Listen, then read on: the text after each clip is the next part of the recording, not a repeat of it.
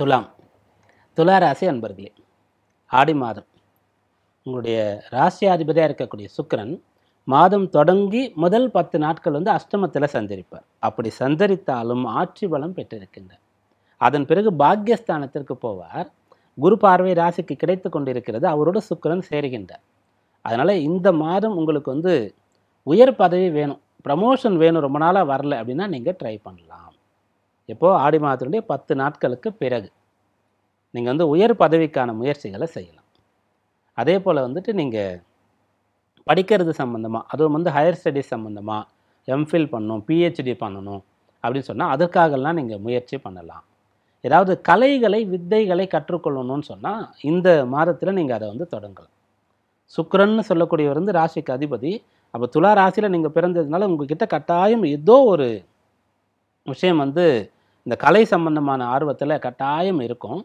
அதுபோல் இருக்கக்கூடியவர்கள் லக்னமும் இதற்கு சப்போர்ட் பண்ணுது அப்படின்னு சொன்னால் நீங்கள் அதை எப்போ செய்யலாம் அப்படின்னு பார்த்துட்டு இருக்கும்போது இந்த மாதம் அதற்கு உகந்ததாக இருக்கும்.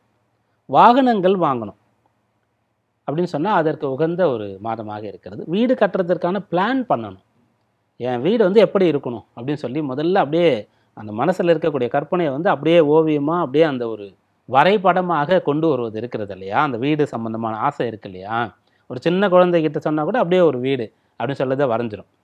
அப்படி வீடு வரைஞ்சிட்டு அந்த வீட்டுக்கு முன்னாடி ஒரு மரம் இருக்கிற மாதிரி, பசுமாடு கன்று கட்டி இருக்கிற மாதிரி, பறவைகள்லாம் அந்த மரத்தில் இருக்கிற மாதிரி அப்படியாக இந்த குழந்தைகள் வரைவாங்கள்ல. அப்படி உங்களுக்குன்னு என் வீடு இப்படி தான் இருக்கணுன்ற ஆசை இருந்தால் அதை இந்த மாதத்தில் நீங்கள் ஆரம்பிக்க முடியும். அதற்கான விஷயங்கள் அணிகலன்கள் வாங்கக்கூடிய அம்சம் ரொம்ப சாதகமாக இருக்கிறது.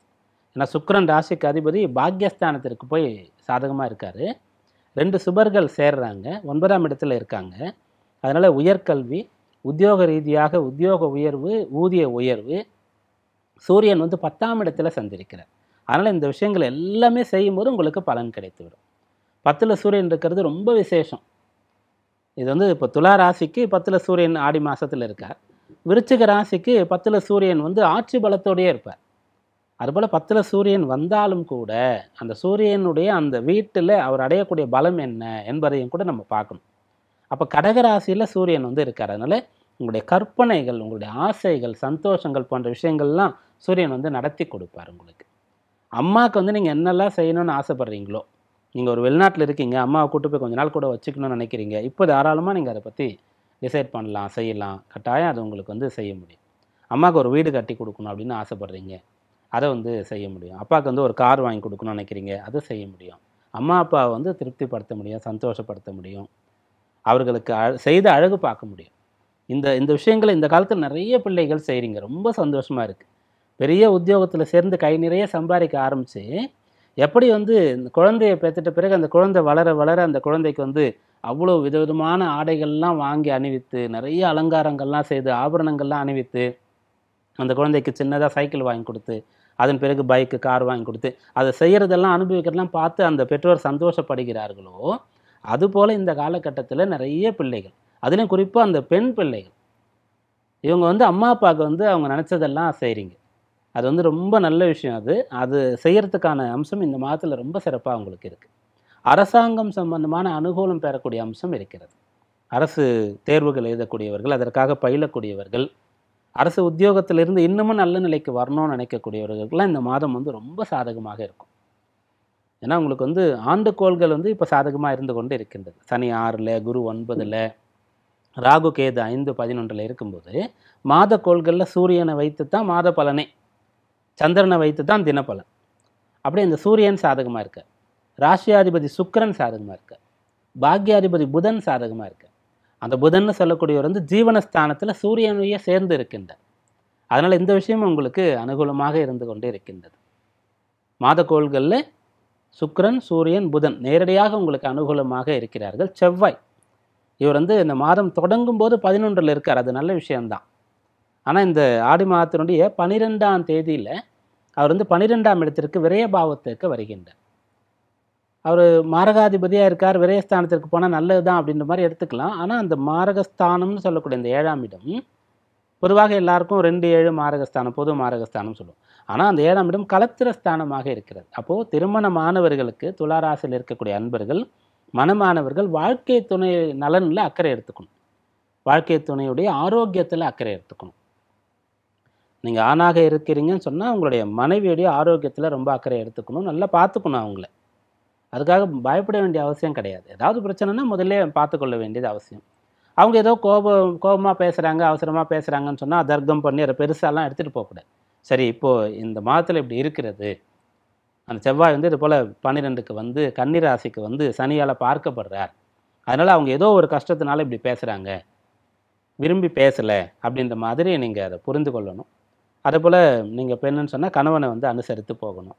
இந்த விஷயத்தில் கவனமாக இருக்கணும். தேவையற்ற செலவுகளை செய்யக்கூடாது. பெரிய முதலீடு செய்கிறேன்னு சொல்லிட்டு நிறைய பணம் கிடைக்கிறதுன்னு சொல்லி எங்கேயாவது போய் மாட்டிக்கொள்ளக்கூடாது. யாரெல்லாம் வந்து இதுபோல் ரெகுலராக நிறைய பணம் போட்டு பிஸ்னஸ் பண்ணுறீங்களோ, ஷேர் மார்க்கெட் போன்ற விஷயங்கள் ஈடுபடுறீங்களோ, இந்த மாதத்தில் உங்களுக்கு நிறைய விஷயங்கள் சாதகமாக இருந்தாலும் 12ல் செவ்வாய் இருக்கிறதுனால கொஞ்சம் கவனமாக இருக்கணும். அப்போ சேஃப் என்னன்னு கேட்டால் வந்து நீங்கள் லேண்டில் மனையில் வந்து முதலீடு பண்ணலாம். மனை வாங்குவதற்கு உகந்த அம்சம் இருக்கிறது. ஏன்னா அது வாங்கி உடனடியாக உங்களுக்கு பலன் தராது. அப்போ உங்களுடைய காசை கொண்டு போய் ஒரு இடத்துல போட்டுடுறீங்க, அது அப்படியே இருக்கும், கொஞ்சம் வருஷம் ஆகும், அப்புறம் தான் உங்களுக்கு அது பலன் கிடைக்கும். ரெண்டாவது அது வரைக்கும் நீங்கள் பாதுகாக்கணும், அப்பப்போ போய் பார்க்கணும், வரணும். வெறும் மனையாக இருந்தால் கூட அதுக்கு வந்து அந்த வேக்கன் லேண்ட் டேக்ஸ்ன்னு சொல்லி நீங்கள் கட்டிகிட்டு இருக்கணும். அப்போது அது போன்ற விஷயங்களில் நீங்கள் ஈடுபடலாம். இப்படியாக இந்த மாதத்தில் உங்களுக்கு பலன் இருக்கிறது. சாதக பலன் நிறைய சொல்லியிருக்கிறோம். கவனமாக இருக்க வேண்டியது மனமானவர்கள் வாழ்க்கை துணை நலனில் அக்கறை எடுத்துக்கணும். அதுபோல் துலா ராசியிலிருந்து இந்த காதல் வயப்படக்கூடியவர்கள், லவ் பண்ணுறவங்க கட்டாயம் கவனமாக இருக்கணும். இந்த குரு சுக்கிரன் சேர்க்கை நம்ம சொன்னோம் இல்லையா, இந்த சேர்க்கை வந்து நிறைய நல்ல விஷயங்களை கொடுக்கும். இந்த திருமணம், காதல் விஷயங்கள் சம்பந்தமாக வந்து பிரச்சனை ஏற்படுத்திடும். அதனால் அந்த குரு சுக்கிரன் சேர்க்கை ஏற்பட்டிருக்கிறது. ராசியாதிபதி அவர் தான், அது 9ஆம் இடத்தில் இருக்கிறது. அதனால் நீங்கள் வந்து பெற்றோருடைய விருப்பத்திற்கு எதிராக அவர் மனம் கலங்கும்படி, அவர்கள் வந்து கண்ணீர் விடும்படியாக அந்த திருமண விஷயங்களை முடிவு பண்ணக்கூடாது. இதில் கவனமாக இருங்க. மற்றபடி இந்த மாதம் உங்களுக்கு ரொம்ப அனுகூலமாக இருக்கிறது. பெற்றோரை சந்தோஷப்படுத்தக்கூடிய மாதம், பொன் பொருள் சேரக்கூடிய மாதம், மனை வீடு சம்பந்தமான விஷயங்கள் அனுகூலமாக இருக்கக்கூடிய, ஊதிய உயர்வு, உத்தியோக உயர்வு கிடைக்கக்கூடிய அம்சங்கள் சாதகமாக இருக்கிறது. இந்த மாதத்தில் உங்களுக்கான வழிபாடு என்ன அப்படி பார்க்கும்போது கோகுலாஷ்டமி, கண்ணனை வந்து நீங்கள் வழிபாடு செய்யணும்.